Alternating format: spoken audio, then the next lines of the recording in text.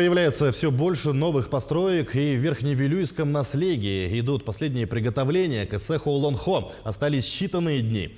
Почти все учреждения, организации, дворы частных домов украшены цветами и флагами. В ожидании гостей жители Наслега усердно трудятся. Завершают строительство детских площадок, в том числе и деревянные в парке отдыха.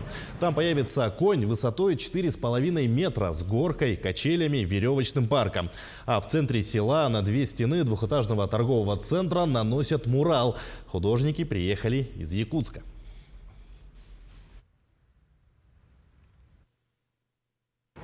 Здесь должна быть изображена девушка Хатунгбюлü, держащая в руках алмаз.